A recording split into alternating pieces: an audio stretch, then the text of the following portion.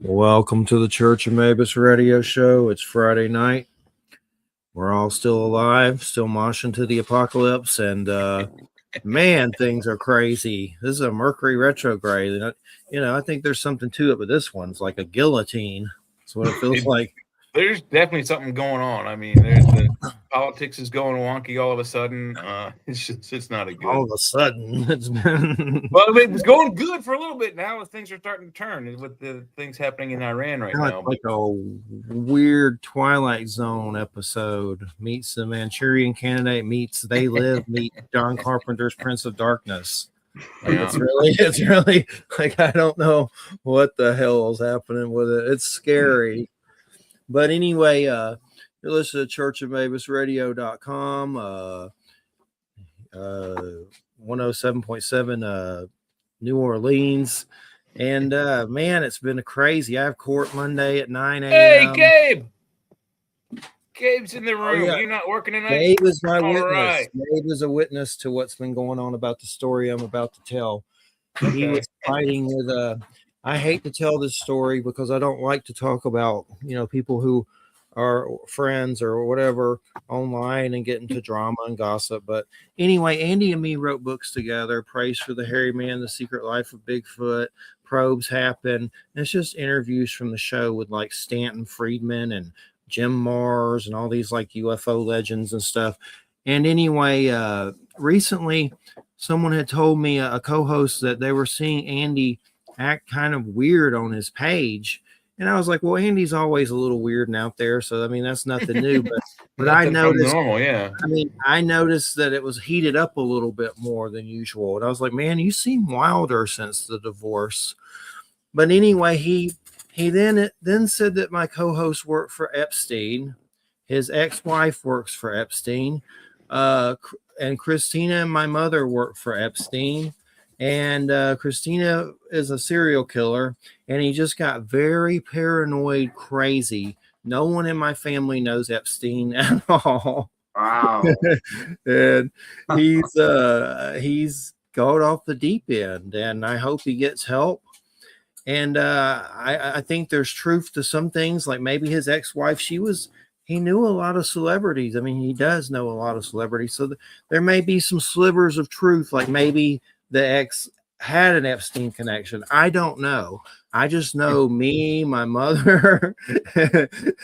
We don't know Epstein. I'm online begging for money to pay fees. If I knew the Epsteins, I think I'd have a little bit more money than me. Yeah, and I think you'd be asked to go see the Congress about some questions they want for you too, if you were involved in that. I'd probably be pro-Trump, and I'm not. We know that. Has he seen anybody yet? I don't know. I don't think so. I don't know, but we've been friends for a long time, and it was just out of left field.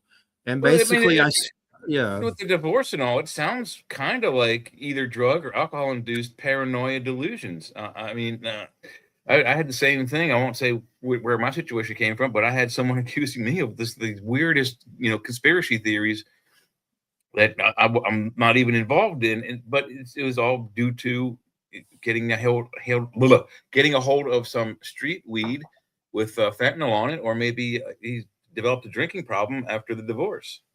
Here's where it gets really weird. He says him and his son worked at Zorro Ranch, and I'm like, what? Yeah, I work for it. It sounds like you work for XP. I don't know. It may just be rantings of a lunatic. There may be some truths there, but it's definitely been creepy as I'm freaked out about going to court Monday. That's going at the same time. So wow. He blocked me.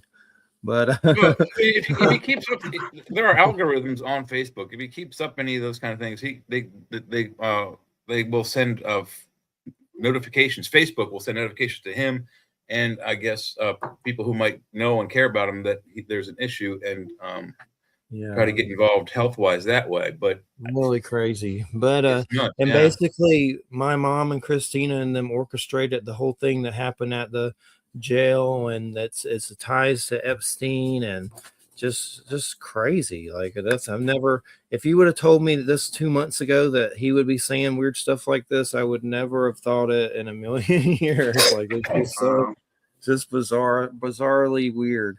but things have been weird lately.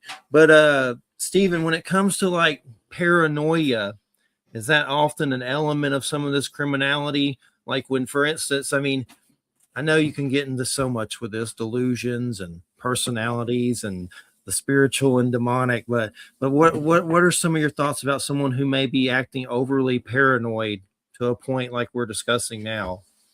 It's possible that somebody who's having a psychotic break or hearing voices or having a paranoid episode might fall into a criminal situation. But usually, you know, like schizophrenics, people that are having mental illness, the majority of them are not criminal. You know, people kind of overrate that. They sort of overestimate the amount of criminality that goes with it. But it certainly does happen.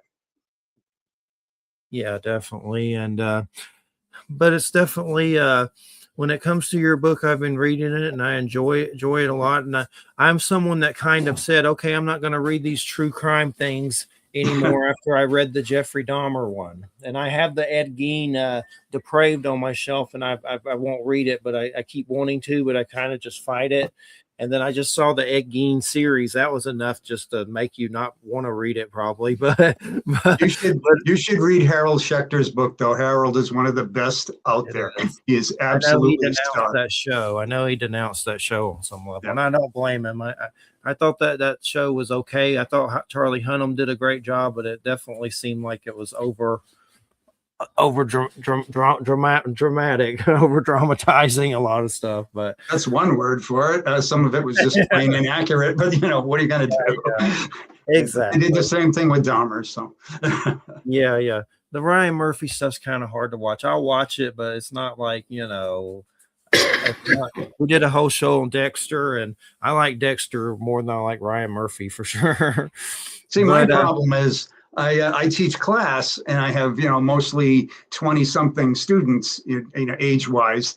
And if I don't watch like the Netflix Dahmer documentary or the Netflix Gein thing, I'm not going to be able to answer the questions when they come in the following Wednesday night and say, "Did he really catch Ted Bundy?" You know, I mean, I really have to be prepared for some of these off-the-wall questions that they come up with. So I would probably rather not watch some of that stuff, but I do just to prepare for things. We had when I was in college, I went to the Savannah College of Art and Design. And at the time, this was the 90s, we were the East Coast test facility for Sony's new video equipment. So all the students there, you know, how better to test your new equipment than give it to a bunch of, you know, drunk, stoned college students and see how it holds up against that kind of abuse. But anyway, during one of our graduation ceremonies, we had a gentleman, and I don't remember the director's name, but he directed the first Dahmer film. And the stories that he told us that he did in his research for the movie, and how Dahmer actually did die at the end, it was kind of gruesome. I mean, and the signs are there for almost all of the serial killers, that they're parallel growing up. I mean, you know, everyone always says the same things about them. They're super smart, very nice and kind, never too busy to say hi, never too busy to stop and give, you know, a neighbor a hand here and there. And then, but the hidden stuff, the secret stuff, is where they're cruel to animals. They're, you know, maybe they're bullied at school and they take out their aggressions, you know, in the woods on a bunch of tadpoles. So it's deep, dark, human evil stuff. A lot of them do share a certain lack of empathy, for sure. Yeah. Whether it's with animals, whether it's with people, and they also have a history of a problem with the impulse control. That's where that McDonald triad comes in, with the fire setting and the animal abuse and the bedwetting. A lot of the things that you were just talking about, there are a lot of serial killers that do share some of those traits. But the thing is, there are quite a few that aren't. And the one thing that I like to point out when we talk about serial killers and their beginnings is, it's kind of amazing how unique so many of them are. There's a lot of them do have their own story that you really have to uncover. I think Dahmer's is particularly unique, and there's a lot of unique stories out there. Mm-hmm. Yeah, I agree. The very first documentary, the guy showed it to us before he premiered it, nationally. And it's very well done, and Dahmer does have a sad story. It's bizarre that in a society that we have these amazing technologies, particularly now, but I mean, even 30, 40 years ago, we weren't snapping stones to make knives to cook and eat our food with. Right. We're fairly advanced people, and to have these children go through these experiences and become these monsters, it's a failure on society's part and mental health as well. Yes and no. I think that's true in many cases, but I think there's a lot of cases with serial killers and violence in general where there's a certain biological basis to it as well. And I don't know that anybody can save them. There's a number of them that you can look at their history and you can look at their background and say the parents didn't drop the ball on this one. This kid was killing cats from the beginning. Yeah, I mean, right from the beginning. So like again, it's hard to paint them with a broad brush sometimes. Yeah, I guess that's possibly true. You've obviously been researching this and doing this longer than I have. There's a good recent story with a child molester in California who was going to get paroled on this new bill that Gavin Newsom put into place, where after if you've been in jail for more than 20 years and you're over 50, and you've been good behavior the whole time, you can be released early. Well, this guy's in jail for 3 life sentences for molesting and murdering 9 7-year-olds. So I don't think it's a good idea that we put this guy back into society. But yeah, I don't think he has any place in our society. Yeah, once caught, I mean, that's a good thing. But that's you brought up a good question, and how are we able to? I mean, I think that for some of the ones, like I think Dahmer was a failure on education, his parents and family. He could have been saved, but by the time he started, it was too late. He had to catch it early. I guess in his teens or early pre-teens.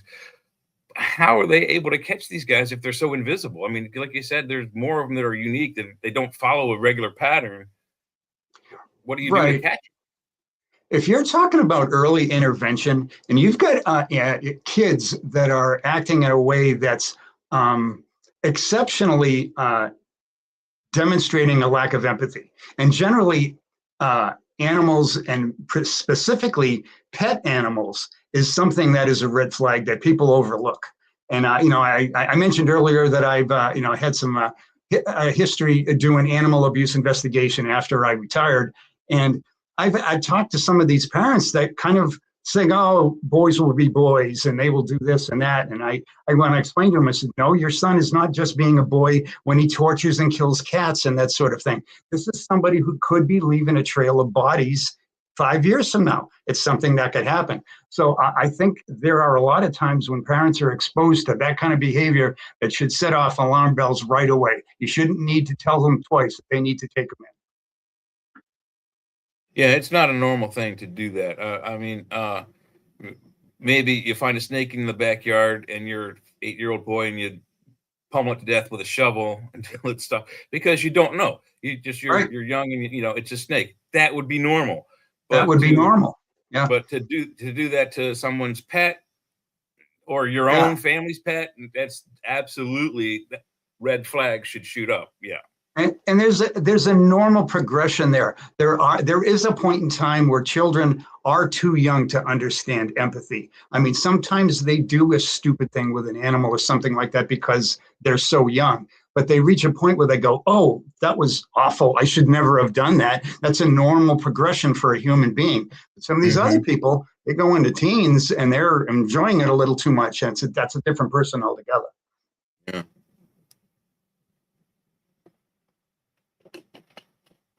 It's but I could talk about Dahmer all day, I think. Yeah, I could too, but so you've been doing this in college level for how many years now? I started teaching university courses in the late 90s, so 27 years or so. I was an adjunct part-timer when I was still a criminal investigator for a long time, and then after I retired, I started doing it more often, more classes. So what do you do to depart yourself from this this mental thinking of teaching kids these horrible monsters every week. What do you do on your downtime to get that out of your head? Oh, I was a hockey player as a kid, and that's kind of what was my main focus when I was in college, and so I continued with that. So I'm a little obsessed with sports to a point, so I can put things aside and look at something else. So you must be excited that we brought home women's and men's team gold for hockey this year. Yes, that was spectacular. Absolutely. Yes, I didn't see the whole game. I'm not a hockey fan, but I did see the ending and the final goal, which was pretty cool. I was more interested in the curling this year, and the first year they did it, they would show the whole game, and the games are long. I mean, it's 10 rounds or whatever they call them, 10 innings. But they always showed them like halfway in, 4 and 5 innings in. I'm like, I want to see the whole thing. They felt kind of cheated. They had some controversy there with the curling. They had some cheating allegations, and the two of them like barking at each other on camera. That was something I hadn't seen in curling before. I have to say that. Yeah, the way that they stand around the scoring circle at the end of like the game, and then they start kicking things around. I don't understand how they're so quick to score it, and they start kicking things around. Are you cheating by doing that? I don't know. I agree with you totally. But the game is cool. It's slow, but I believe it's a little bit faster than golf, and it has a little bit more strategy than golf. That's true. Everything's faster than golf. Yes. one thing I need to plug really quick. It'll take like 2 seconds. Check out Piggles. They make pig harnesses. Piggles.com. They made a pig harness for our pig. You should get a picture of your pig in their harness and advertise it for them. I don't have to do it. This is the second time I've advertised for them, so maybe sometime I'll do that, but not right this second. I can't. I'm not in that kind of mind frame. but great to be here tonight. Let's get to the subject matter. Here's something, Stephen, I've noticed. Like, we've been watching a lot of those paranormal videos and like forest encounters on YouTube with like Slapped Ham and Maximum Fear and Nuke, whatever. There's like a bunch of them on there. But lately they've been showing a lot of ones where like a couple is at a national park, or just friends are at a national park, and then some sicko like shows up and kills them. Like, these are true, real stories, and so they get. I'm like, what is it with some of these killers, man? It's like you can't even go to a national park and relax without worried about some nut acting like Jason Voorhees. But there's just been a lot of killings like that where people have just been randomly selected to be killed at some kind of park. And this just sucks. It's just it is, but really look back and think about like the Zodiac killer and things like that. I mean, people have been doing that for a while. We hear about it a lot quicker these days, that's for sure.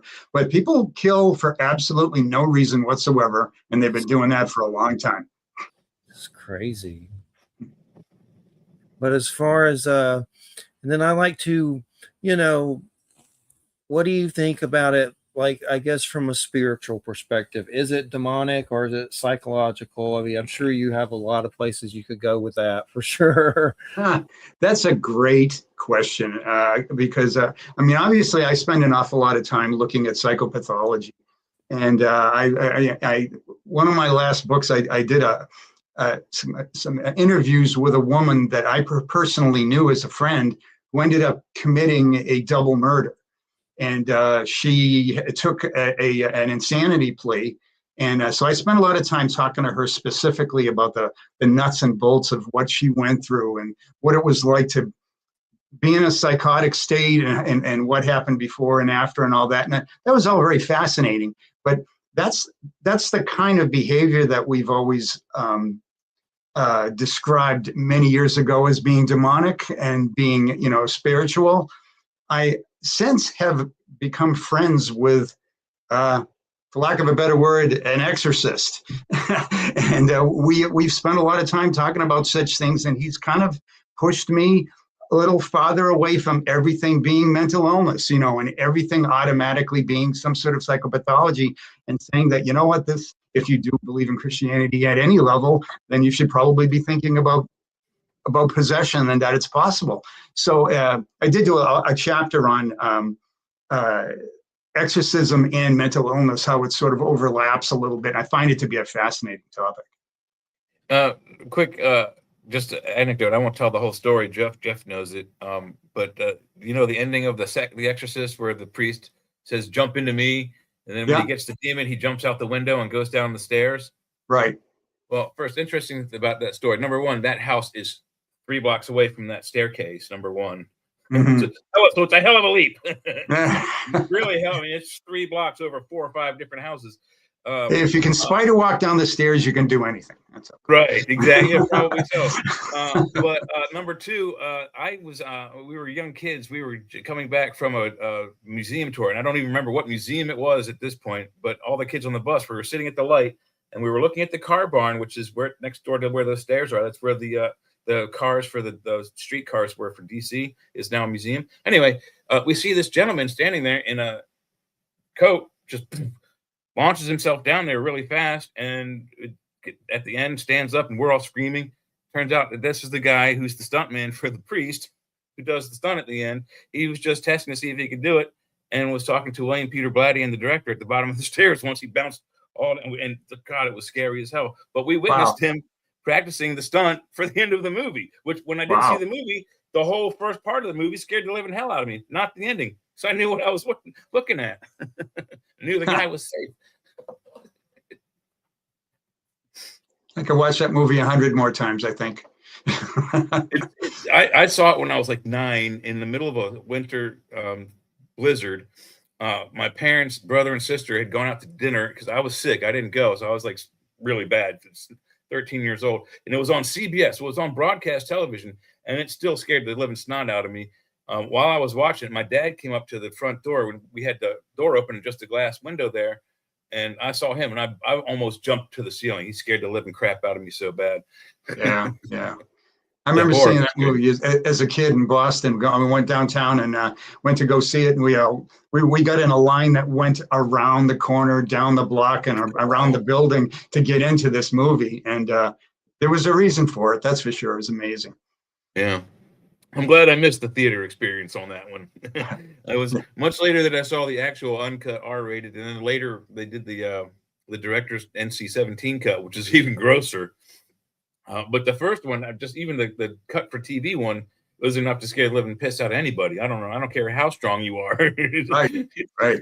Yeah, the uncut at the movie was crazy, and there were people getting sick and running out of the theater. I mean, they really did do that. I mean, it had a really bad reputation for that at the beginning of the movie.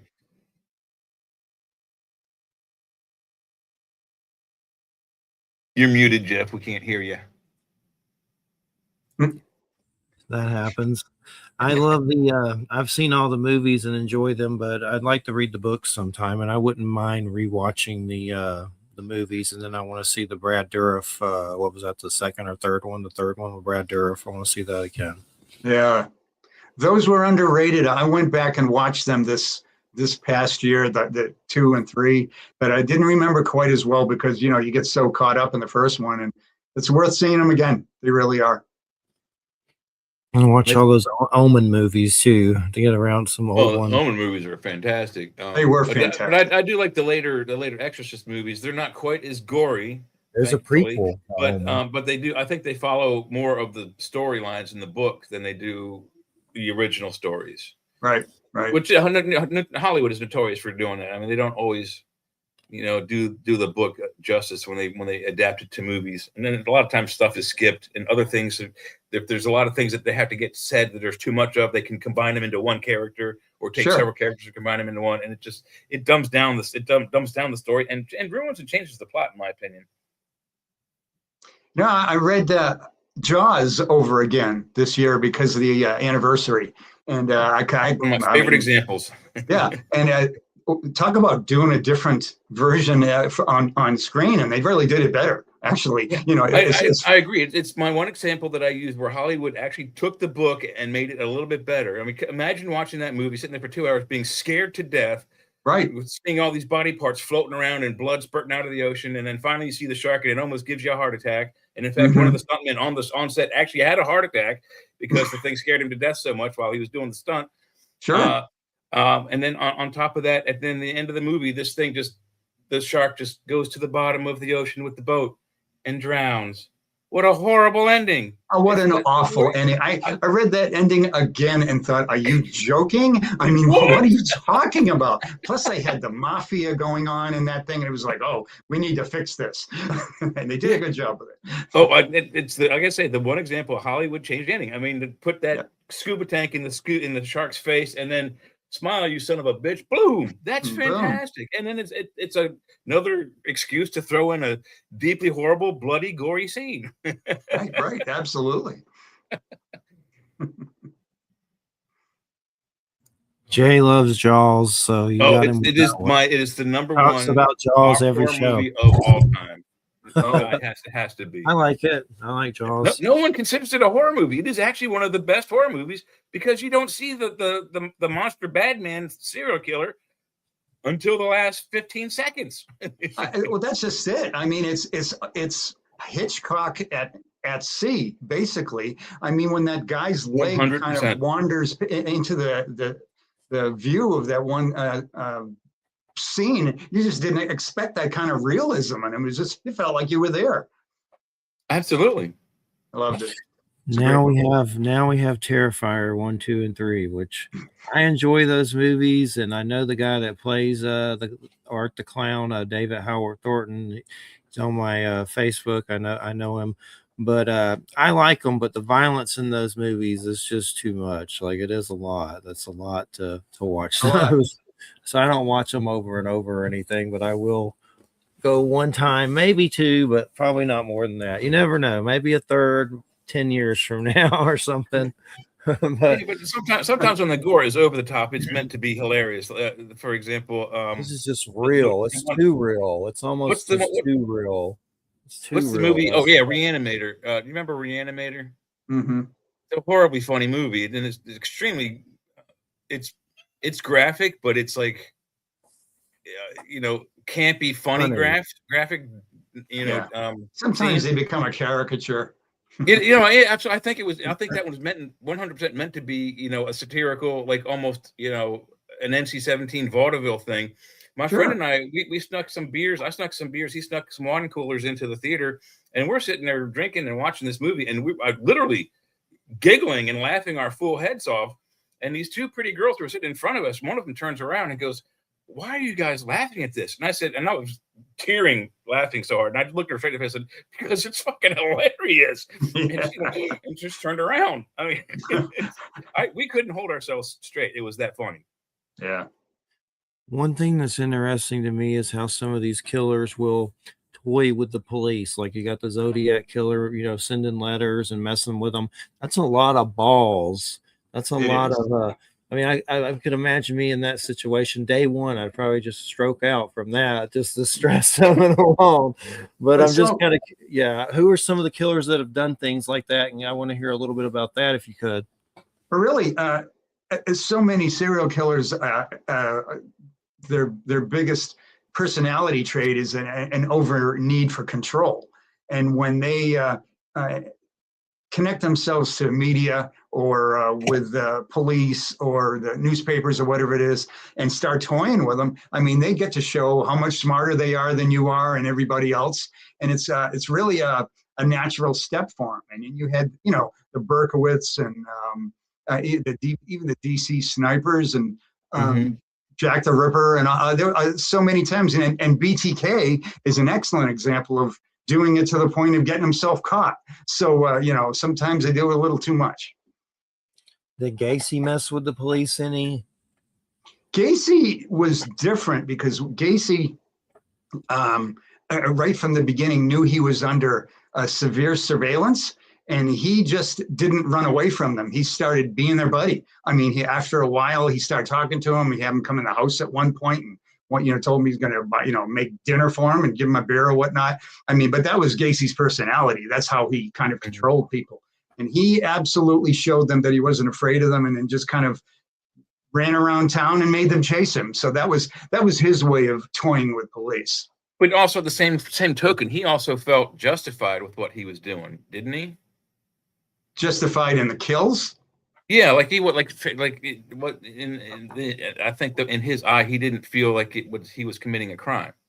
Well, I mean, he liked to blame them and call them hustlers and say they were garbage and saying they all deserved it and all of that sort of thing. But, you know, he went through a lot of different stages too. I mean, this is somebody, a lot of people think that he was killing himself, that he was looking at, kids that were gay or hustlers or whatnot and was acting like his own father treated him. I mean, he was pretty multifaceted in his psychology. And then he kept all the bodies just in his house, right? Or his crawl space and weird places just in his house. You just living there like they're all around like a mausoleum. Yeah, he had 26 of them under the floorboards there in the crawl space. Man.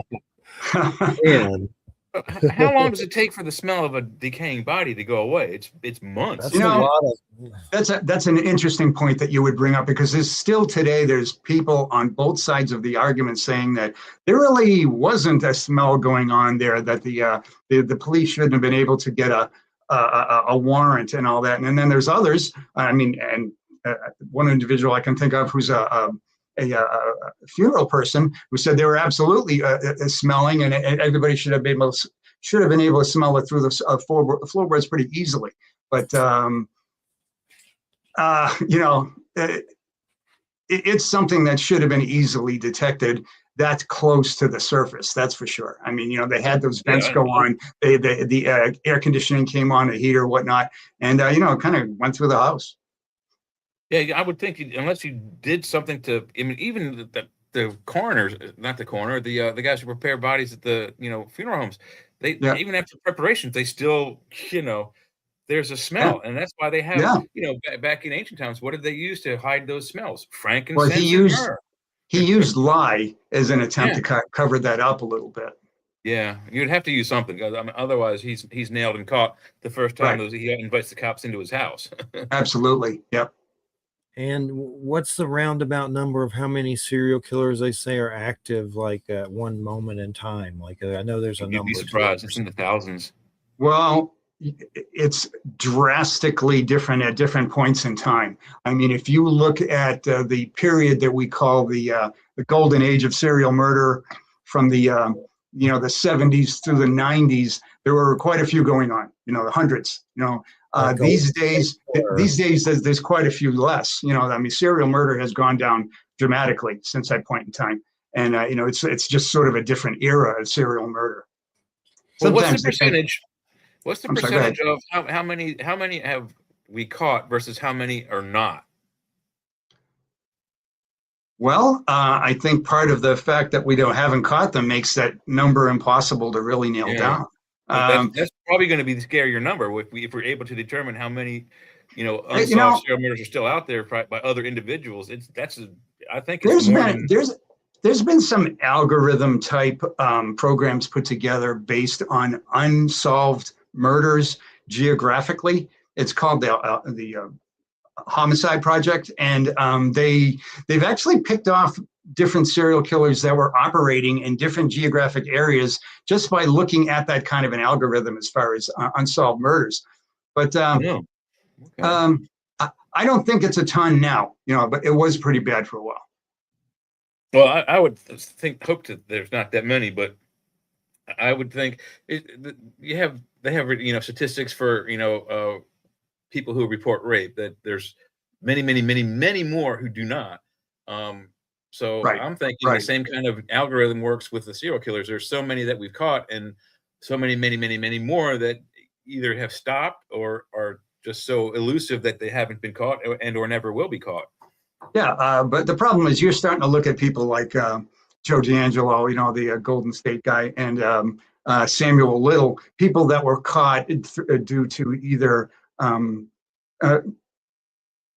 confessing late in life or being caught on some of these DNA profiles that they didn't have back then.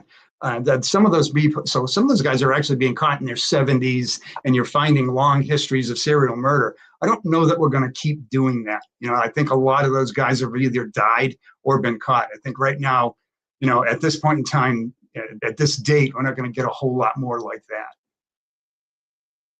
Yeah, it's one of them data points that you want to know, but it's going to be near impossible to get it.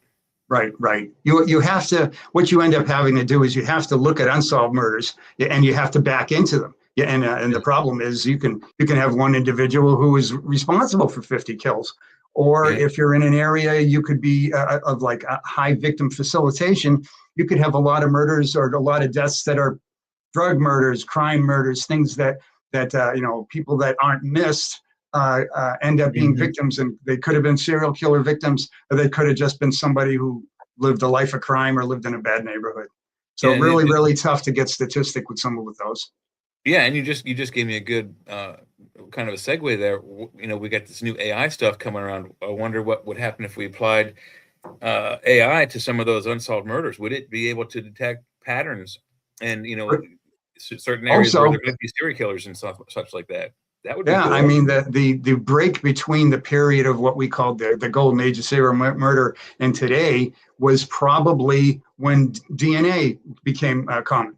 And so that kind of scientific or law enforcement type technique is going to be what changes things, and it's what changed those crimes as well. Yeah, and on top of that, on top of any kind of splatter DNA that might be captured, there's also digital DNA that can happen now, or what they call your digital footprint or whatever, which is what they're trying to do with the Nancy Guthrie case. But I think they've been barking up the wrong tree from the beginning. But that's just me. Yeah, I had a serial killer that I interviewed for my first book. We talked a lot about serial killer motivations and how they thought and whatnot. And he told me, he said, we're at a point now that the long-term kidnappings are the kind of crimes that are replacing serial murder, because serial murder it's been more easily detectable than it was in the past. But a lot of some of these people that are being snatched off the street, put in a prison and in a basement and kept for 20 years, we don't know about those, and we rarely find them, So he was telling me that, and he was talking about people he knew, that some people are more successful with that, and that's sort of a crime of the future. Yeah, we talk about that on other shows on the network, that in the alien abduction phenomenon, it's been going on since the first reports are in the 60s and 50s, but the fact is it's a phenomenon that's been going on for forever. I just lost my train of thought. Good God. Alien stole it. No. Yeah. Let me see if I can catch my thought again. Yeah, I've lost it. It had a good point to follow up with what you were saying there. It happens. Yeah, I'm in my 60s. It just the brain starts to falter or whatever you call it. I know that Mindhunter series was really good by the David Fincher, was it? And I have the book. I need to actually read the book, but I love those. I wish they'd bring it back, but I don't think they're going to do it. But the interviewing with a serial killer, I know. I remember my point actually now. Okay, so your point about the people that go missing, we don't know about, whether they're kidnapped and held away. Over a year in the United States, 1 million people disappear. Right. Whether it's aliens or whatever, 1 million people disappear and they don't ever come back. And that's just the United States. And think about that globally, that number is a lot larger, I would think.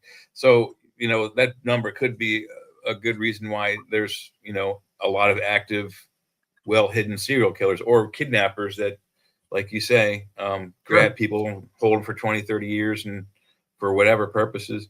And there's a lot of stories already of the few who have escaped those kind of situations. But yeah, I have a feeling that it's they're probably of the same mentality as the killers. They just are smart enough not to kill them until it depends what they need out of them. Yeah, I mean, if somebody wants to kill somebody, then that's what they're going to do. But if somebody wants to own somebody, it's different altogether. And if you own somebody for a longer period of time, well, that's a lot easier crime to stick with, really. So yeah, and like I said, the new mentality for serial killers is to kidnap and house them for 10, 20, 30 years. And you think about that, if you first grab somebody and they go missing, there's a huge dragnet. People are going to be looking for that person forever, especially like example to the recent Nancy Guthrie case, where there's evidence of violence being, taken from the home. They're going to be looking for a long time. 20 years from now, they're not looking for you or that girl anymore. That's when you take your action and kill them and dispose of the body, and then you get your next victim. That seems a little long term, and like I don't know if that satisfies their need to do what they do, but it makes it a lot harder to get them.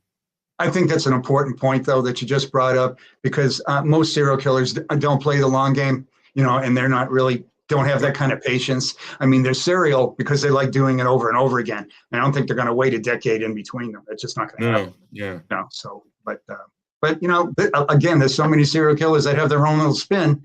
We think that we've heard it all, and then something else happens. So. How many of them have actually networked together while they were active? Well, I mean, there's been a number of serial killer teams out there. I mean, I think Bittaker and Norris are probably one of the most famous couple serial killer teams. You've had,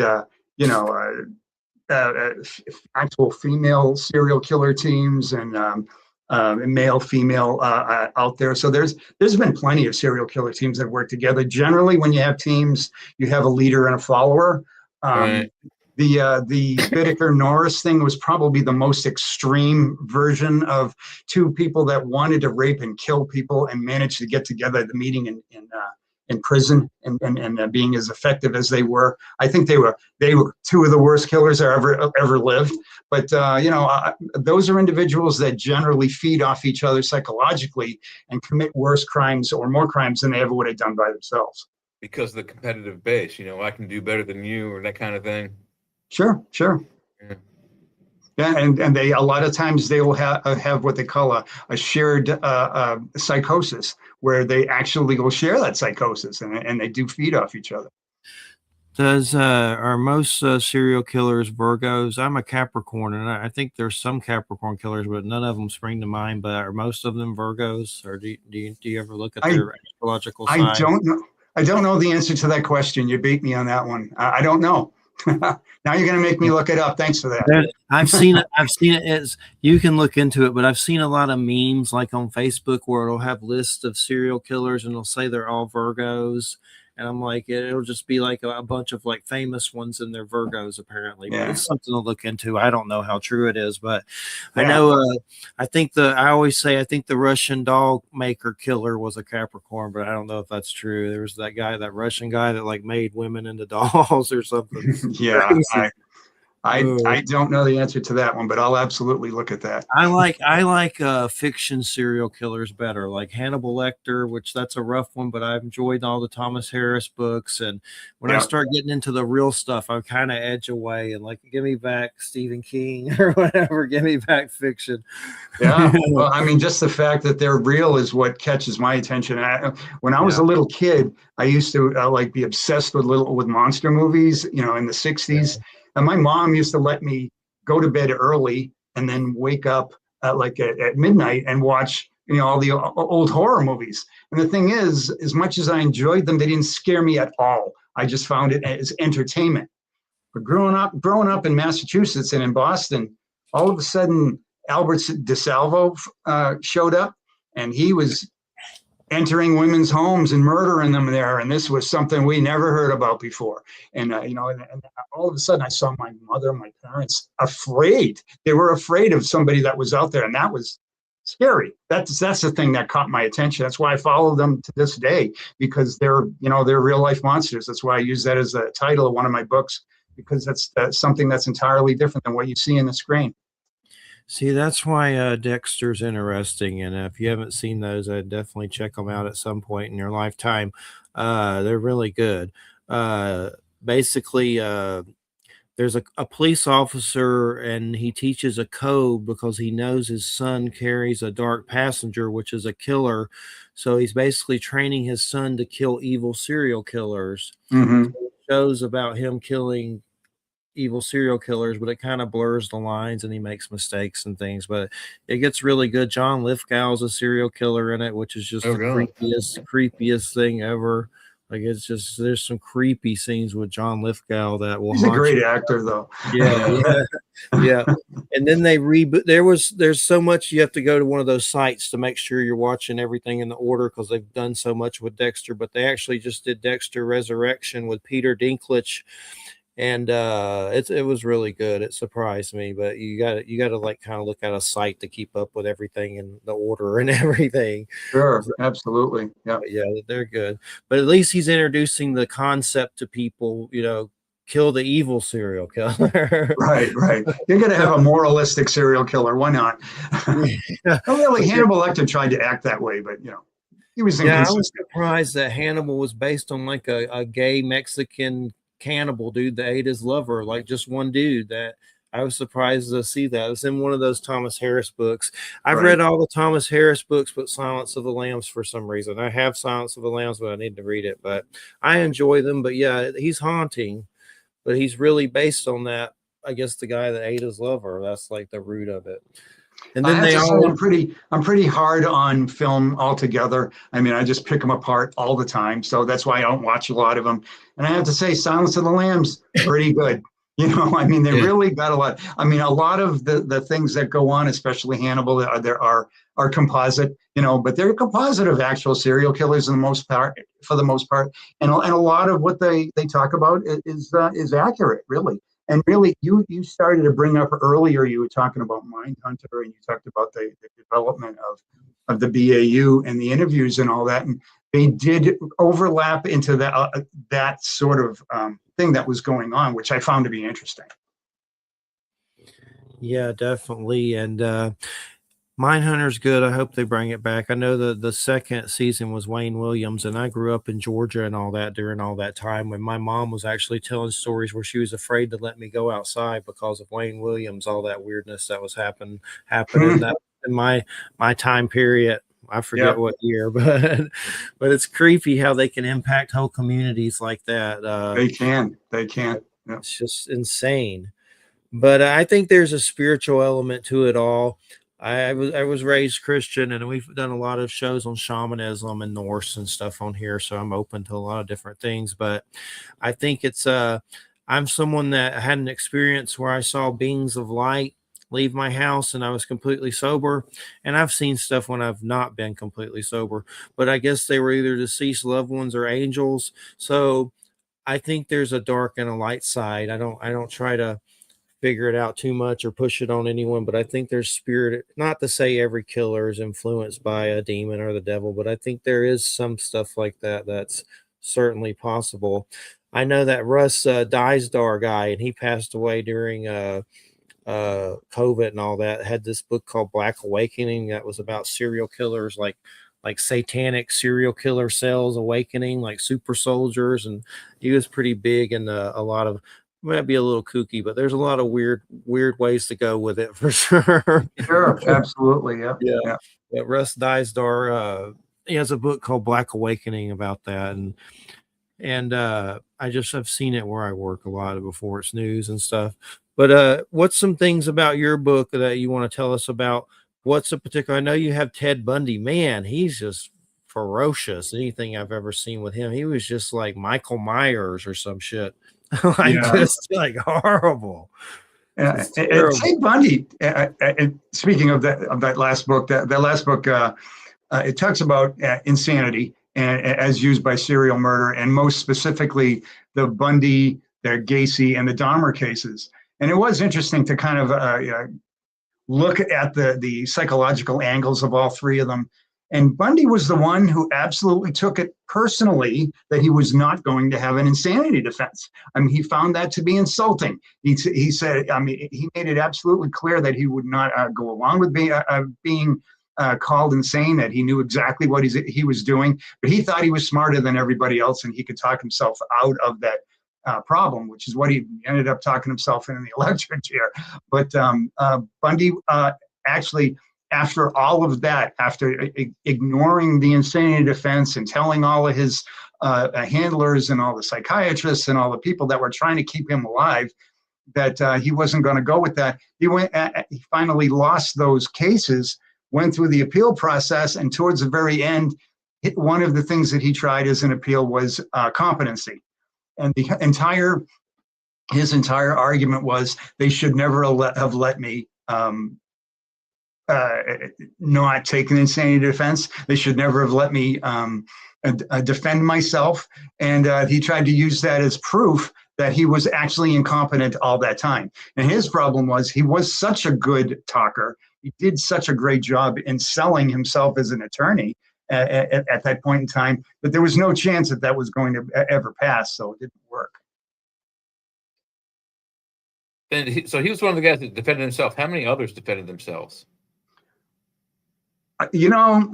Very few to the level that Ted Bundy did. I mean, at one point in time, I met with Vic Africano's son, Vic Africano was one of Ted Bundy's last attorneys. Went down to Florida and talked to him, and we discussed a lot of what went on with that case.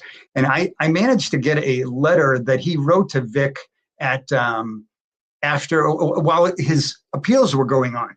And there was always a point in time where, you read about Ted Bundy and you see the movies and it's all sort of, almost comical sometimes. And you think, how smart was this guy?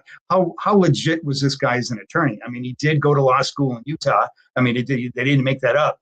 But I got a chance to look at this letter, and he analyzed the precedent of the use of hypnosis and other things where this guy really did do his legal research. He wasn't a dummy, and he wasn't just full of it. He was a legitimate legal mind. And this was somebody who could have been an attorney if he actually bothered to stop killing people for 5 minutes. But yeah, I mean, he was the real deal as far as being an attorney. How close was he to winning? Winning? Yeah, I mean, did he get close to? I mean, it seemed like he knew what he was doing. He didn't. He did. His problem was he couldn't put aside the game playing, because part of it was that typical psychopathic behavior where he had to play with them. He had to, show them that he was smarter than they were. He had to, enjoy the cat and mouse game and all that. And it distracted him from the point at hand. He might have had a better shot at it, but the problem is between the public outcry and everything that was going on, he wasn't going to win that case one way or the other. And the way he handled it, he had no chance, really. Did he have a chance if a proper, like a lawyer that was better than him could do it? Or was he hung from the beginning? Because I think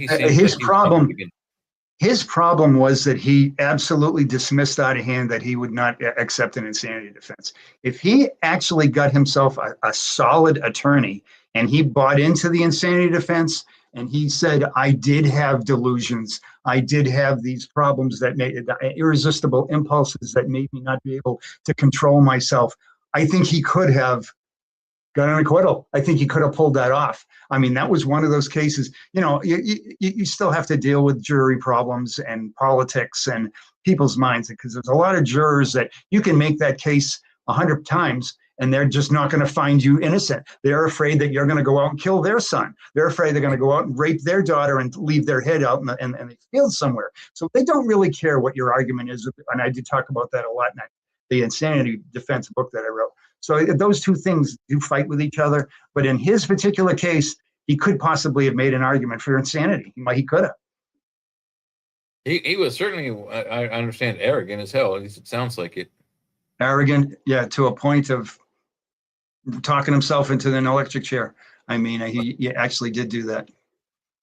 Yeah, that's one hell of a way to go. Have your eyeballs exploded. Yeah. Yeah. Most people just feel like they wish he could have gone through there a few more times. Yeah. I mean, sometimes they got to hit you twice. Yeah. What does insanity get you if you win the insanity plea? Does that just get you the mental asylum, which probably sucks too? Yeah, you get a rubber room. Yeah, that's a good question. Let's look at Hinckley. I mean, Hinckley is one of the most famous, successful, quote unquote, insanity defenses. The guy just got out a few years ago. Okay, so you could say that you could win, quote unquote, an insanity defense, but you could spend a lot longer in the system than you would have otherwise. That can happen. But like when we talked about Dahmer, they didn't have a death penalty in Wisconsin, but in Dahmer's case, him going into general population was a de facto death sentence. And that's all there was to that. And he knew that. And his attorney, I mean, she told me that they discussed this. And when he decided to go into a general population, she said, Jeff, you won't last 6 months. And he said to her, I hope not. That's kind of what he was going for, was sort of a death sentence. But if he had been successful with his insanity defense, they would have put him in a mental facility or whatever it is, and it might have sucked. It might have been a terrible place. It wasn't very good in the 90s, but he wouldn't have gotten beaten to death with a metal bar, I'll tell you that. And that was the difference. And with Dahmer, he didn't really have anything bad happen to him in childhood, did he? There was not really anything there, was there? No, his history is complicated. So people like to focus on one thing with Jeffrey Dahmer, but he had a lot of things going on. And one thing that people miss a lot of the times is that his mother was on 20 plus medications when she was pregnant with him. And the effect on him mentally is underestimated. Okay, this is the kind of thing that does affect people's behavior later on. Then he said he had his connection with necrophilia and his sexual interest in dead people and that sort of stuff. He had a lot of things going on, and his particular situation with the parents, with the terrible breakup and all that seemed to hit him particularly hard. They say that whole feeling of abandonment carried on to the way he treated a lot of his victims. That's yet another one. He's a multifaceted person as far as his beginnings. A lot of pathologies going on there. Right, for sure. Did he really go around faking seizures and stuff? Because I remember seeing that in the movie, and I think I may have seen it in an interview. But was that part of it, him faking seizures? Seizures? That's something Gacy did. And they showed Dahmer doing that in the movie and stuff. And I don't know if it was true or not, but they showed him one of the particular movies that was kind of like a new. It wasn't from too long ago, but that was one of the things that he would do in it. And they may have just thrown that in there. Maybe it wasn't. I don't know, but it showed him faking a seizure. I mean, he could have faked something, but that's something that you usually associate with Gacy, because he did have some issues with that when he was younger, and he realized that if he faked seizures, he got out of a lot of problems. It worked for him in prison, worked for him in real life. So that's kind of something that they talk with Gacy about. And is it really Ed Gein where all this influence comes from? That's one thing that was in the series that was good, besides it was dumb in some parts, the one we were talking about earlier, but I like the way that it kind of flashed back through. Like it went to Alfred Hitchcock, and then it went to Tobe Hooper, it went to time periods. That was cool. But I mean, I know they seemed like they made him overly, I don't know if Ed Gein was ever gay, but it seemed like they wanted to make it seem more like he was. There's a lot of weird stuff in it, but the end of it. But I know with a lot of this stuff, they try to make him the poster boy that influenced all the different, like the Norman Bates is pretty much Ed Gein, except they prettied him up. And then, of course, you have the Tobe Hooper movies with the crazy family that, and then I always talk about Chainsaw Massacre. Yeah. You're 1,000 Corpses, that the old oak and the crazy family up in the house. It's true that Ed Gein did directly influence the Texas Chainsaw Massacre, Silence of the Lambs. What was the other one? Oh, and Psycho. And he absolutely did influence those. I don't know about anything else. There was a lot of things that they said that he influenced in that movie, like Richard Speck and other killers. That was absolutely ridiculous. That was just awful. Yeah, that was crazy for sure. It was too much.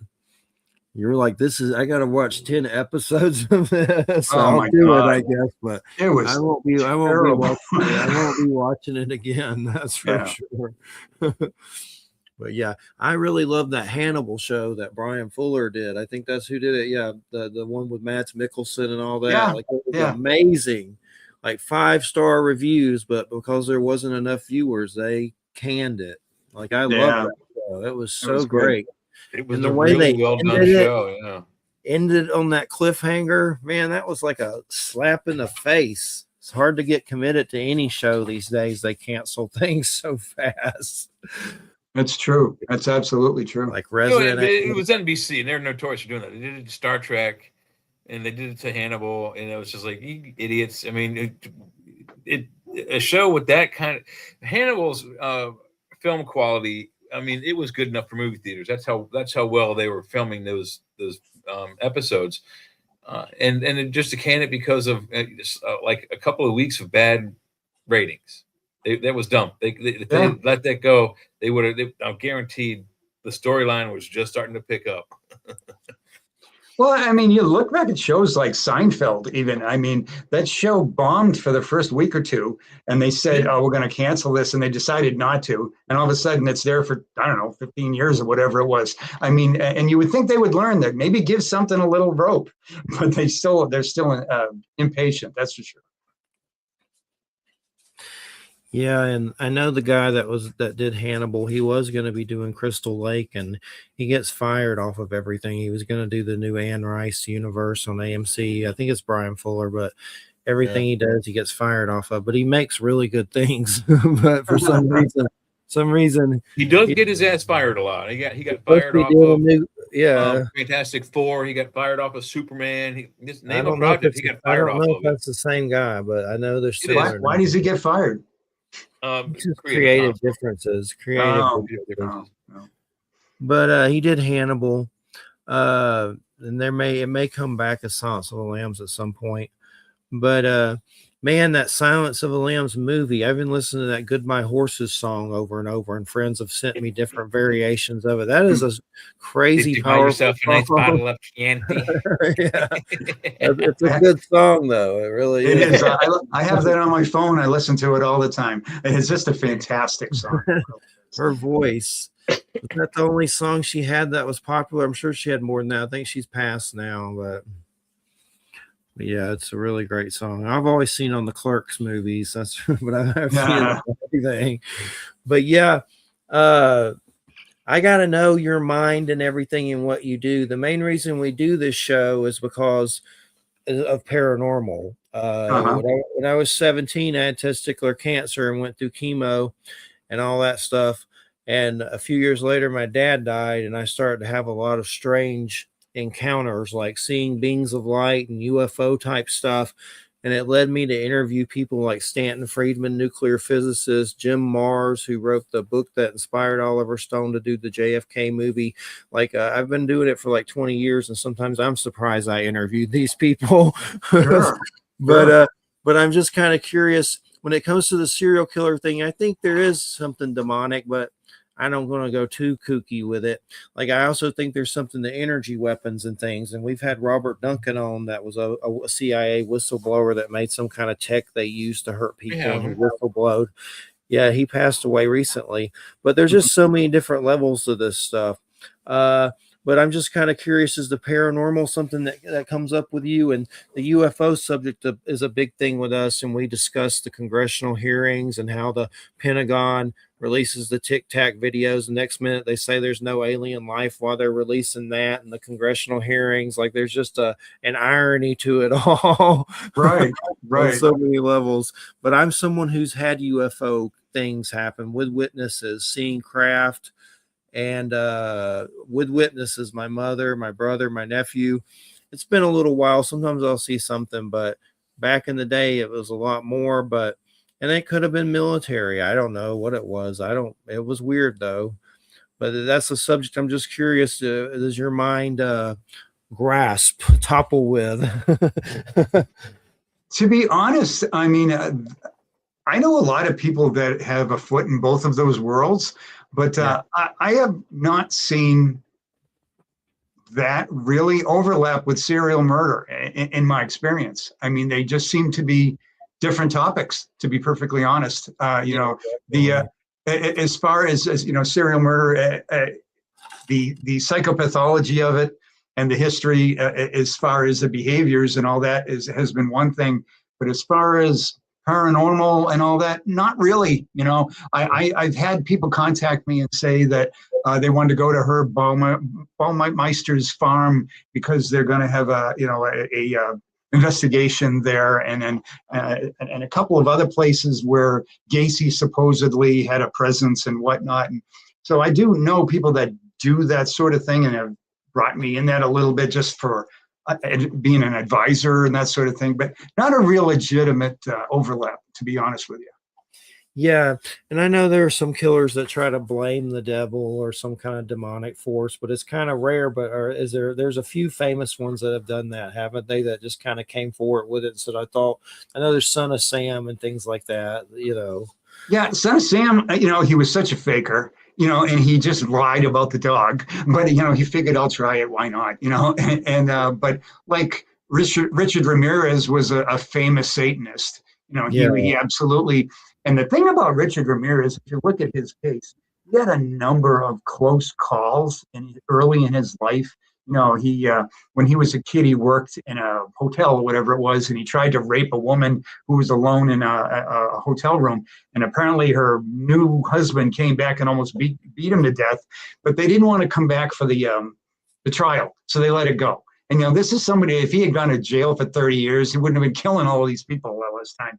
But there were a few other cases when Richard Ramirez should have been caught, and he just got stupid lucky. He actually had a certain belief that Satan was looking out for him. He thought that this is what it is, that my connection to Satan is why I'm able to be consistent, and I'm going to go with that. He had a ton of other reasons why he was a serial killer. That was just one of them. But, as far as Satanism and all that, those are the ones that kind of come up. Occasionally you get serial killers that they're not exactly sure what they're going to blame it on once they get to trial, and they go, Satan sounds good. They kind of throw that in, but I don't find them to be as legitimate as somebody like Richard Ramirez. Yeah, it's usually just an excuse, but right. But definitely, you said you have a friendship with an exorcist that's affected you on different levels, and I think there's a light and dark side and good and evil, but you got to be very careful. Like, a lot of people want to blame the devil for every freaking thing that's ever, every fart that happens, Yeah. And but I'm kind of curious. So, what are some things that? So, do you believe there's spiritual warfare since talking to this exorcist? I do. He's changed me on that point. There's been a couple of things about spiritualism in the last couple of years that I've sort of changed my mind on. One of which was Dahmer's conversion to Christianity, which was a very specific, different example of something that I changed my mind on after looking at that. And spending time with this exorcist, he doesn't overplay the entire existence of it. And he does say it's extremely rare and it's not the kind of thing that happens very often. But he tells me about some of the exorcisms that he's gone on and some of the things that have happened, books being on fire and different things that happen in front of him. And I believe him. His testimony is believable to me. And he's kind of added another layer, another possibility to all of the different reasons I've managed to find for people to kill, and this is yet another one. There's definitely some high strangeness with that. I mean, the demonic possession theory, idea, whatever you want to call it, it's in almost every religious text as well. I mean, it's documented over the centuries, so it's not just a modern pathology that's just all of a sudden happened to us because we invented the internet. No, it's been going on thousands of years. Yeah. Probably even prehistory, I would imagine. Absolutely. And it's simple. If you have so many people that call themselves Christians who say they believe in God and everything in the Bible, how do you not believe in exorcism? How do you not believe in possession? It's part of it. It's another chapter of it. So I don't think you can be a cafeteria person on it with it, One of the things that strikes me the oddest about the Catholics in particular, I grew up in the Catholic Christian church. I don't believe it. I haven't believed in God or religion since I was about 6, but it's another show. But I've never really felt that religion did any good on the planet. I think it's done a lot of bad things, for one thing. But again, I lost my goddamn train of thought. What did you say just a moment before that, Steve? As far as buying into possession as being a reason for some murders? Oh, right. So the idea of demonic possession,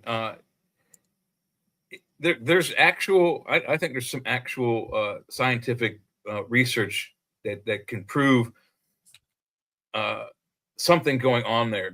There's I don't remember the boy's story, but there's the one boy, and I don't think it's the same boy that inspired the Exorcist story, the boy in Maryland. But this one possession, the child was like 6 or 7 and began speaking, and they didn't know what language it was. Come to find out, it was either ancient Sumerian or it was ancient the language that Jesus would have spoken, a language that isn't taught in any modern day school. And it took them months they had to actually get someone who was like a historic linguist who would actually like kind of revive the language so he knew what it would sound like. And as soon as the child's demonic, voice or whatever recording they had of it, he said, that's what that is. How does that happen? So there's something there. There's some kind of connection that somehow something gets into the mind. How is that possible? Is it a galactic universal internet and the boy's brain just downloaded some information and he went wacko with it? Or did an actual entity enter the child's brain and or soul or body vessel and take over control? We don't know. Well, I mean, compare that to like people that have had brain injuries and all of a sudden they can play an instrument or they can speak another language. On some instrument, right. There's absolutely no legitimate reason that should happen. I mean, you can't explain that to me logically, but it happens, and there's been evidence of it. So that sounds like the kind of thing you're talking about. Exactly. Yeah, and it's so hard to think because there's so few of them that come out there. But you've made my brain spark a little. So there's the guy that gets hit in the head, and then all of a sudden he can play the piano or the Stradivarius. There's the one person who struck on the head, and like I said, with the cuneiform or whatever that kid was speaking, one guy who was not only spoke one language, he was now fluent in another language. In fact, he was so fluent in the other language after his accident, he had to learn English. So something snapped, and his brain went to completely fluent Spanish and no English. Sure. So people that are 5 and 6 years old remembering World War II. See, it's really absolutely 5 years old. You haven't even gone to school yet. It's amazing how little we know about the brain. I mean, it's as advanced as we are, I mean, we're absolutely still primitive when it comes to brain analysis. It's kind of go out in the universe and puddle jump or go to the moon and the Mars and then do this and go outside the solar system. We don't even know everything about our planet. We don't know everything about our brain. I think we should stick around the local neighborhood first and get to know everything that's on our planet first. And then once we figured out everything on the planet, hey, there's no more to look around on here. Let's go to another planet and find out what they've got. One thing at a time. Absolutely. Exactly. Walk before you can run. And with all the, I saw earlier about this little boy that went missing, and I forget his name. I was trying to find it on Facebook, but I've seen him on some of those videos on YouTube about missing people. But apparently there's a connection to him with the Epstein files where he's mentioned in it. And it's a little boy that had glasses on. I had kind of I can't remember his name. I have it on Facebook somewhere, but there's a lot of stuff coming up with that. That's just such an insane level that I can't even wrap my head around it. But I think if you're a child and you survived an encounter with Epstein or any of his cronies, you count yourself lucky. Yeah. If he's even still alive, like he's still missing. So they say he was trafficked or something like that. But there's just so many levels of that to where that goes on, and ringleaders of it that they think, Epstein was definitely one of the ringleaders. That it seems to lead to a lot of other crazy places that it's just so much to even wrap your head around. Like, and the atrocity. We haven't even seen the beginnings of all the stuff that's going to happen from those files yet. Yeah, and then the disgustingness of it, so many different things in it.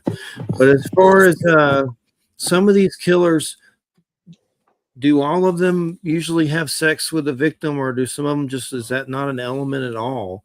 Like, I mean, there is one thing I alluded to this earlier, just don't use the word all, because it absolutely doesn't include everybody. I mean, there are individuals that the sex is everything, it's the entire point, whether it happens to be sadistic sex or whatnot. Some hate women to a point that they want to destroy them to the smallest molecule, and some of them profess to love women so much they can't control themselves and they have to attack them in that manner. Other people with the same thing with men and different races and different reasons that they commit crimes or violent expressions to them. So I mean, and there's a number of serial killers that have absolutely no sexual connection whatsoever. I mean, there was a time in the 70s and 80s where we kind of thought the lust killer or the sex killer was the essence of the serial killer. I think that's the most obvious because that's the serial nature of them. That's the repetitive rape, torture, murder type of killer. That's the classic serial killer. But there's just a number of people that like to kill somebody. And the actual, I mean, some of them might get a sexual charge out of it, and some of them just want to do that. So I have to keep coming back to saying there are exceptions to every single rule. And whenever you think you're all done finding out why people kill people, there's another one that you have a serial bomber in Texas, I think it was a few years ago. He ended up killing himself. We never found out why. And sometimes you just never find out why they were killing people. So it's just kind of bizarre that way. Yeah, I was going to add that, there's an extreme difference between the one who wants to murder and the rapist. The serial rapist, it's a different pathology. It's more on control and terrorizing the women because of their pathology. With the serial killers, like you said, they have a wide range of reasons why they do it. But I think most of the rapists are pretty much of the same mindset, but they don't want to kill. They're not killers always. That's true as far as the killing part. Rapists in general, there's a certain level of typologies for rapists. They have different type of aggressive patterns and why they kill, and some of them are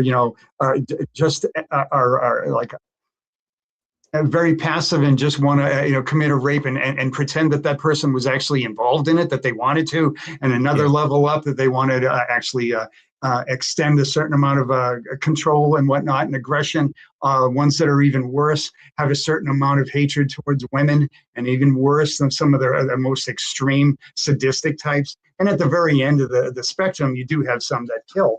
But it is true that when you're talking about serial rapists, it's not uncommon for an offender to kill them, to do anything other than getting rid of the victim. And it's while they still end up being a serial killer, they're not killing because they particularly love killing individuals. They're just getting rid of them. One example that I have is, I told you about the serial killer that I interviewed for one of my books. And he tried to convince me that he wasn't a psychopath, and we got over that after a while. But he finally, he was explaining to me, he goes, listen, this is what it's like. If you steal cars, when you're done, you get rid of the car. And that's how he explained to me why he killed women. He raped women. He got everything he wanted out of them. He expressed himself through his pathology and his treatment of them. And then when it was over, the point was he went to prison at one point because a witness testified against him. And he was not going to do that again. That's all there was to it. And he killed every one of them after that. And his point was, I killed them because they were inconvenient. I couldn't have them out there. So he was actually trying to sell himself to me as not a real serial killer because I'm not really into killing people. My point was, you know what, man, if you kill 10 people, you kill because you want to. So that's kind of what we said. Yeah, you didn't want to get caught. What do? You kill 10 people. I'm not a serial killer. Well, guess what? Yeah, you are. Yeah, that's right. Absolutely. So it's interesting to hear them justify stuff, though. It makes sense to them. It's the arrogance again coming back up. Some of the stories he told me goes, it makes sense to me. And what do they think is going to happen to them in the afterlife? They're just going to be like, oh, that's okay. Pass on through, buddy. No problem.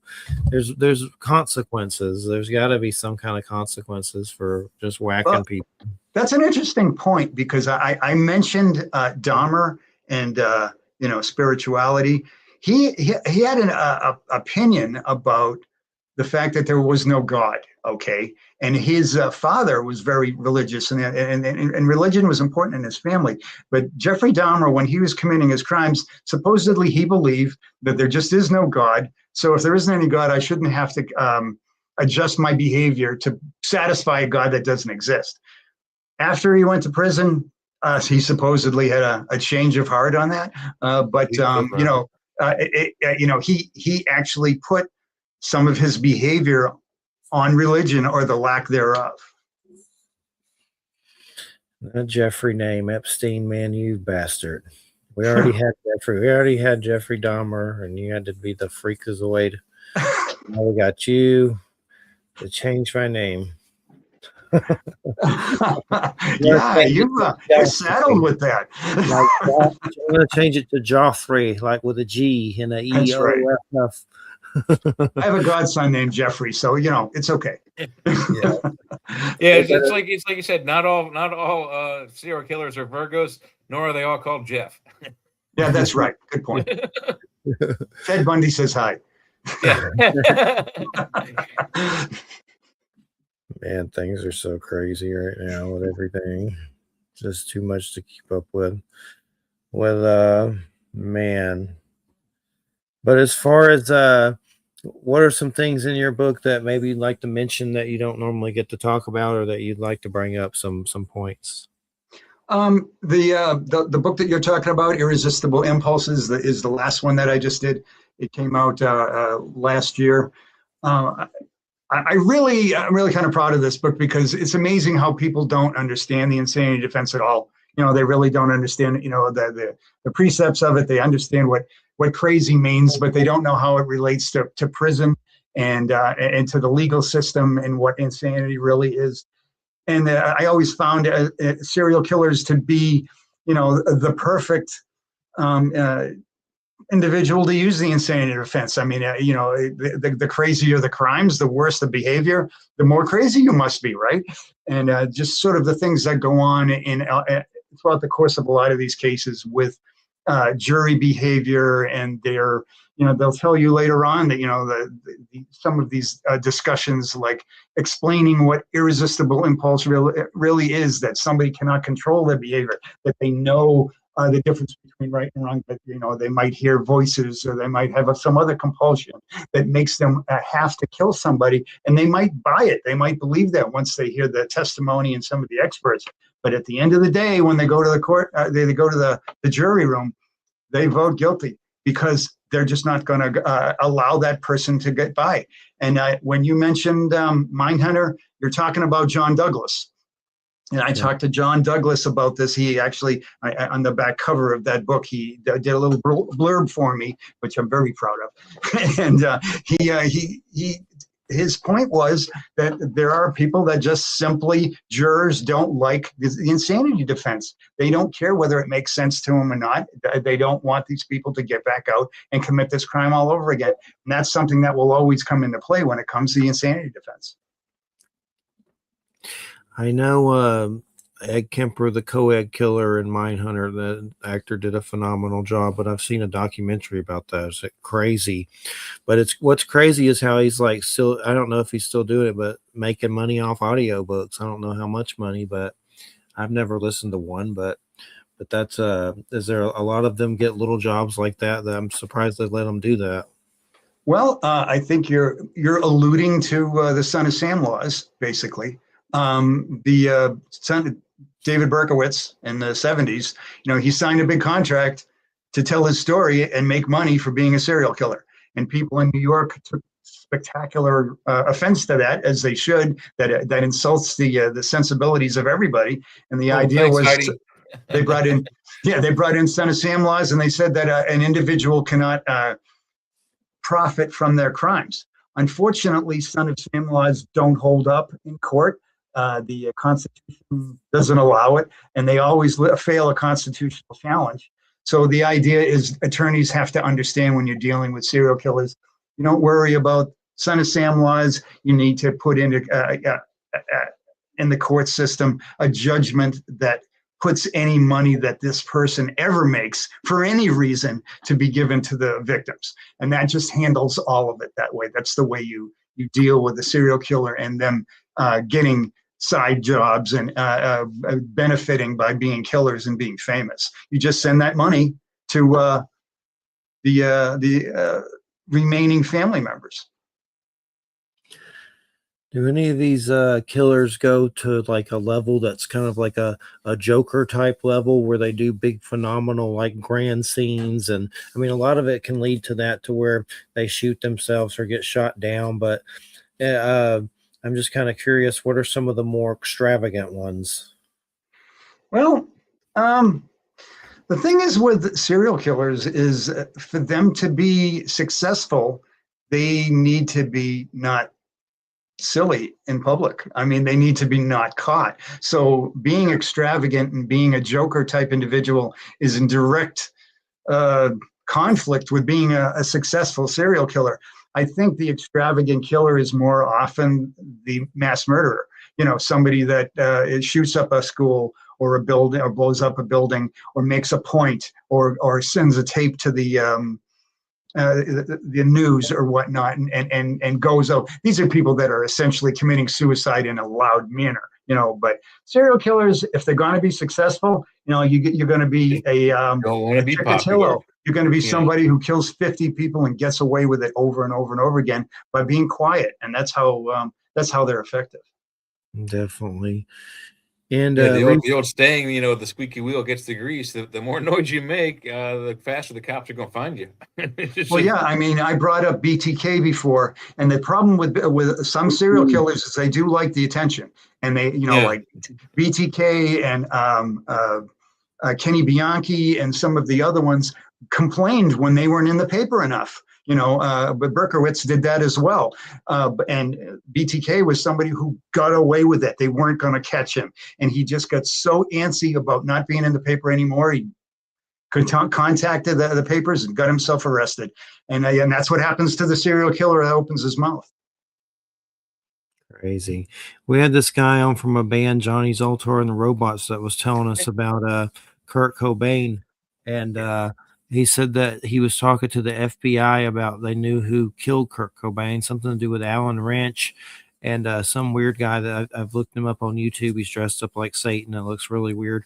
But anyway, he said that he asked the FBI if he could talk about him on the show, and they said no. So that particular show, we couldn't talk about it. But he said in some other shows he's rambled about it before, but this particular show he couldn't. But one thing that he did say was some stuff is about to come out about Kurt Cobain. And then a few days later, or maybe a week later, it came out like a tidal wave. I was like, well, I guess he was on to something right there. Yeah. I think they're reopening the case to go look into it being a murder versus a suicide. Wow. I mean, because even in the original autopsy report from the coroner, he even said it was murder by suicide murder. He mentions it in the original autopsy. So interesting, very interesting. Yeah, they say that they gave him heroin and OD'd him. It was like 3 times the strength in his body, and they gave it to him, and he possibly OD'd, and then they shot him, but he was dead supposedly. But the rumor is they gave him a shot which was 3 to 10 times the amount of heroin that would kill a normal addict. And then once he was incapacitated, they laid him on his couch, put his shotgun in his hand, and pulled the trigger. Wow. Yeah. That's one that hit me hard in junior high. That was a rough one. It was a shock. Yeah. I was in high school, but I remember it. It was horrible. And I have a weird story with it. I'll tell quickly. When I was going through chemo, I was going to shoot myself. I had testicular cancer, lost one, and I heard lithium, and I didn't pull the trigger. It felt like some kind of force stopped me from doing it. Wow. And then I wrote a letter to Nirvana telling them, and then he shot himself. So I was like, well, there's my line. Huh. But I heard the "I'll eat your cancer when you turn black." And I thought he read my letter, but they probably never read it. But that's just it just sucks that someone took him. I mean, if he was alive right now, I mean, man, it'd be like having Jim Morrison or something. Just that level of power, we need that. And some asshole took it, being a dick. Yeah. And he was that big that back then too. I mean, you saw that He was coming. very popular. Yeah. Even if you didn't like his music, he was all over the radio. Yep. Yeah. Another one I hated was Lane Staley with Alice in Chains. He OD'd or whatever, but that sucked. There's a lot of all the good ones croak on something, like usually heroin or Scott Weiland, Stone Temple Pilots, and all that. So Stephen, what are you working on next, book wise? What are you thinking about? The same subject, or are you exploring other things? I'm trying to force myself kicking and screaming to another category, but unfortunately, psychology and serial killers is sort of an obsession with me, and I can't seem to get past it. I might look at a couple of cases that are just sort of under the radar a little bit and try to come up with something like that. I have a few things on the fire, but I haven't nailed it down yet. I spent a lot of time on that last one. I was running around the country interviewing interesting people.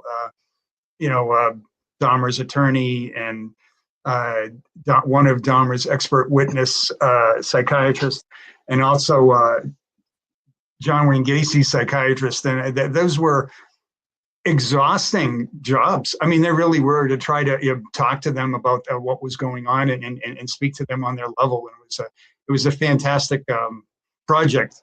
And now, if I go on to something else, I feel like I have to do that again. I have to kind of get on that level again. So I'm still thinking. I'm still working on it. Who is a killer that maybe you've mentioned in the book or maybe not, that's kind of haunted you the most over the years looking into this stuff? There's a lot, isn't there? There are a lot. I feel like there's such significant offenders. You would feel like that so many of them should be a once in a lifetime type killer. I mean, just looking at Gacy, how the different layers of his life and how that went, and then you can move on to like a Dahmer or even a Bundy. I mean, you shouldn't have a world that has had all three of these people exist. I mean, but they did. And the thing is, if you look deep enough in some of these cases, there's killers that are comparable to all of them that you've never even heard of before. I mean, that have killed like amazing amounts of people in horrible fashion. So I don't know. It's hard to pull one out, to be perfectly honest with you. I move on to another one, and they never cease to amaze me, the ability to be inhuman to their fellow people. It doesn't seem to be a never-ending supply either. Right. I got a question for you, and this is one that me and Jeff have handled or talked about over the years. We had a guest on some years ago about the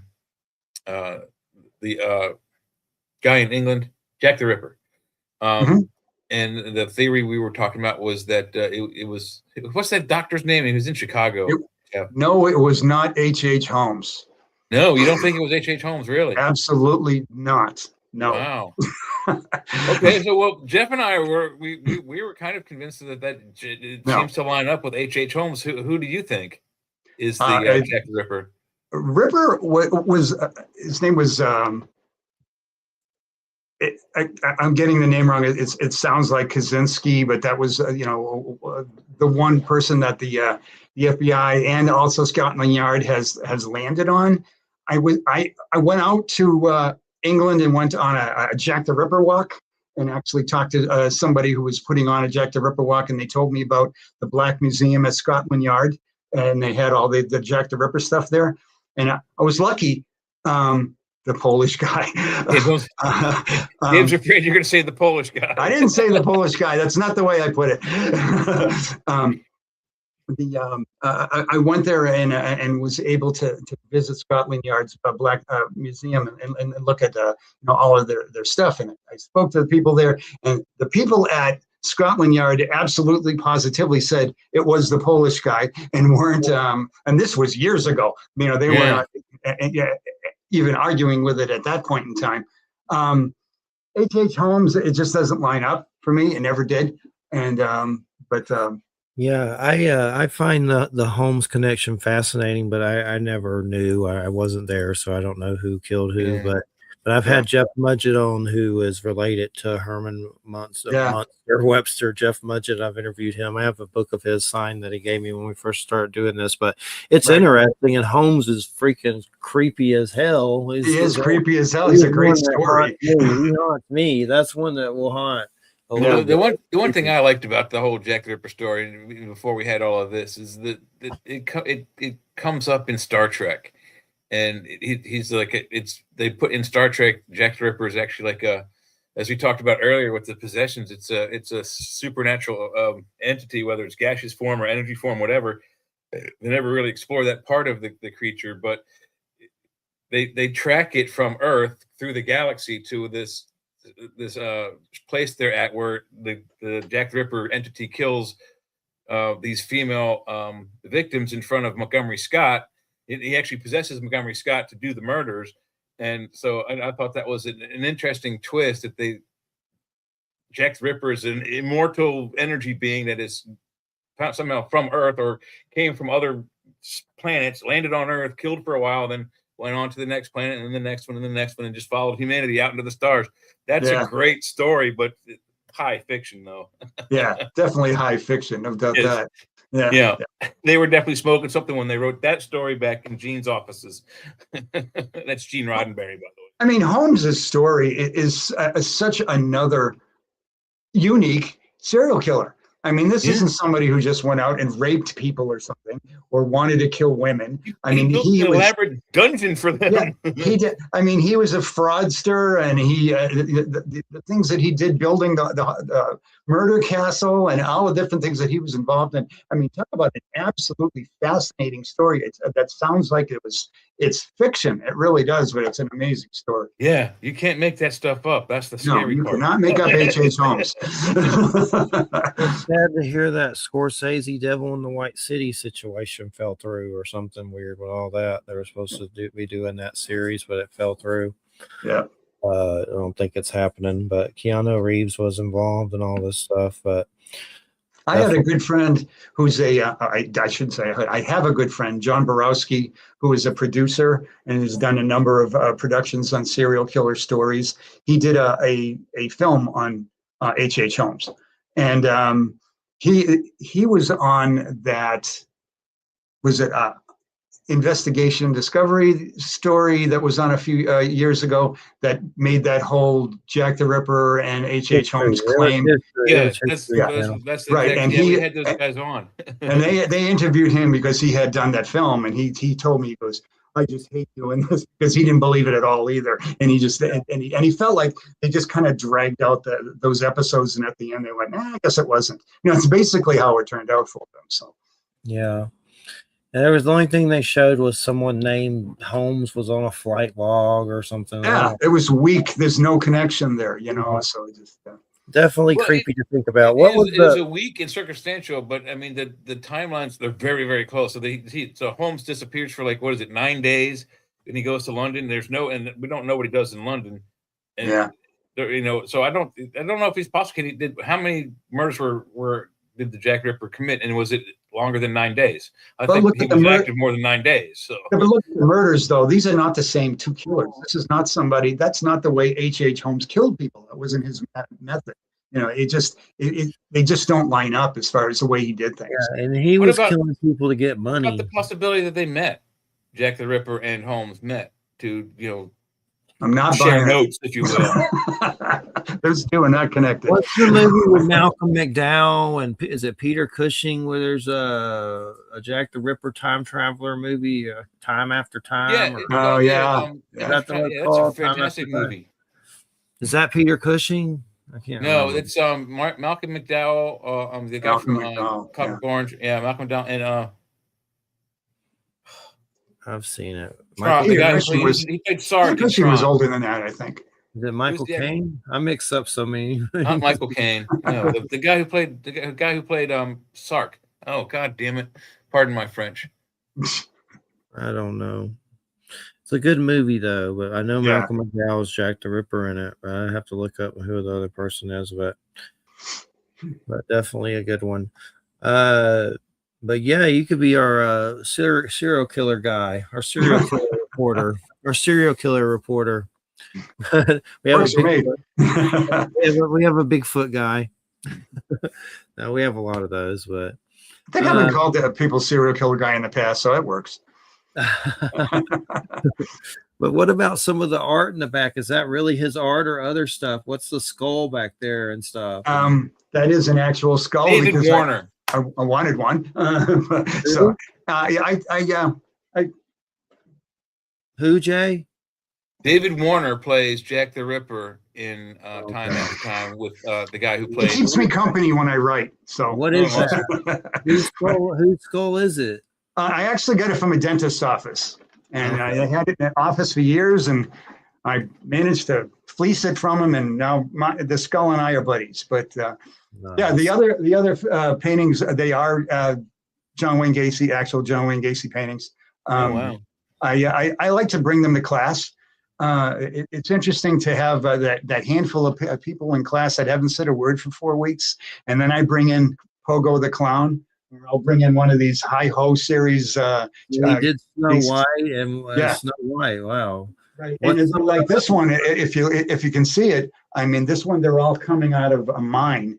And John Wayne Gacy liked to send messages in a lot of his paintings. And this one, if you look at it, you're looking at little boys coming out of what is essentially the crawl space with digging tools. And it's kind of a fascinating painting. And the kids, when they see it, they just fall out of their chairs and take photos and send it to their parents. Have a great time with it. So, I don't have anything quite that fascinating on my wall, but I do have an original Doomsday J. Ross on right there. And then there's another original Doomsday J. Ross that I painted over there. But I don't have any of those. Yeah, I hope the guy that don't say anything that I'm a serial killer too. What's the Psycho one in there? Looks like a Godzilla or something up there. I don't know if it's Godzilla, but there's one on the other side of you up there, Psycho, and then to the right of it. I'll show you that. You might find it interesting. This is actually this is the movie poster for Psycho. That was like a lobby card. But next to it, if you see it right here, that's Alfred Hitchcock's autograph. Oh, cool. It's like, he used to draw his little caricature of his face.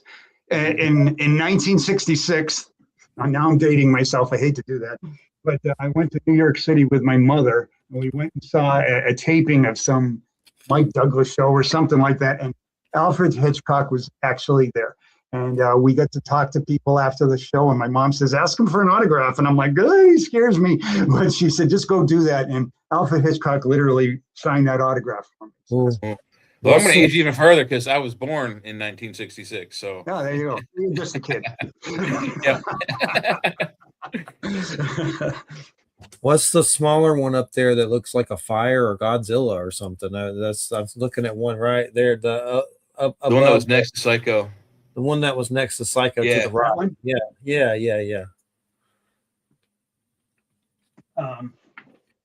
And that's the last one. If you've ever heard of Jeff Gaither, this is an individual who actually did some artwork with Big Daddy Ross. Okay, the art looks familiar. Yeah, and I've seen that before. Yeah, I'm sure you've seen his art around. His art's all over, like true crime community. He's a brilliant artist. Cool. This is one of his posters that he gave to me as a gift, and I framed it. Awesome. He did amazing work. You got to have him on. He's a super guy. Yeah, his artwork kind of reminds me of the guy that did the artwork for Hunter Thompson's books. Kind of weirded out, trippy face things. What's the Death Row art show? Is that actually Gacy's clown picture of that, or is it just like a poster or something? This was one. this was a poster that they used when they were putting on a show for Gacy's Art in the Seattle area. With Cool. Rick Stanton and his partner Tobias Allen. They put together an art show, and that's one of the posters that they use to advertise it. That's awesome. Well, we got about 4 minutes. What's some websites? Do you have a website you want to give out? Where's the best place to go to get the book? My website is www.killerinsightsllc.com. Or if somebody wants to send me an email, I'm at killerinsights@gmail.com. And because some people like to have them signed, or so either way, if they contact me, and I can send them a book or a signed book, and I will do that promptly when somebody wants one. That was awesome. I appreciate it. We enjoyed it, and we just want to learn about it. It's a creepy subject that I'm always like, yeah, but I'll do it. But it's creepy, that's for sure. Yeah, it's a lot. Yeah, but you got to be aware of it because they're out there, and you need to be aware of it. There are people out there that do that for sure. Well, beyond some of the sensualization people make out of it is, it's historical and it's important to study. I think it's a matter that needs to be studied, and people need to know about it for sure. Yeah, one way to avoid it in the future, for sure. It needs to be studied. Right. I don't know if you remember. I don't know when it was. The 90s? Was it the 90s? When they had like the trading cards with all the serial killers on it. Wait, hang on. He's got some. Museum. Ask and you shall receive. Nice. That would be these. Yes. That's the Gacy one there at the top, and Richard's back. I see it. Yeah. Creepy. Berkowitz. Yeah, I bring these in as, again, show the kids in class. They don't believe me. I'm like, they used to have Michael Jordan cards, and now they had John Wayne Gacy. You really sometime got to watch Dexter if you get a chance. In the last, the newest episodes, Peter Dinklage collects serial killer memorabilia and brings serial killers together, and a lot of drama happens. But they has not the real items from killers. Right. It gets crazy, but the positive, at least if it affects someone, they'll hopefully kill an evil serial killer, not an innocent person. So Exactly. At least there's a moral, religious ethic there, like the Punisher. But we appreciate a great show, and thanks to Eric who helped. I saw your book and snagged you off his page. He doesn't care. He's glad. I told him, but Eric's a good guy. Yeah, he's great. He's coming back in October, and we're definitely going to get you back sometime. We've really enjoyed it. Thanks so much. Thank you very much. You guys take care. Steve. Have a good weekend. Take care, man. All right, bye-bye. All right, everybody. You listen to United Public Radio, 107.7 FM, New Orleans. That was a great show. Just so many levels of discussion. Yeah, even though Gabe called me a jerk for throwing his statement up there, but you're welcome, Gabe. We were talking about, no, that was just a joke about Andy being paranoid that everyone works for Epstein, and that's all. Gabe saw him acting like that on his page, and he got in a fight with Gabe. Oh, wow. Yeah. Gabe was defending my honor, so God bless you, Gabe. God bless you, Jamie. Yeah. God bless you all. But what a great show. And keep it weird, baby. That's right. Thank you, Heidi. And thanks for the work that you do. And thanks, everybody. Hopefully I don't go to the big house Monday. Keep me in your prayers. I'm sure I'll be fine, hopefully. But if you don't see me, then I'm in the big house for first offense misdemeanor. All right. Good night, everybody. Did I end this yet? No. No, we're still rolling. Good night.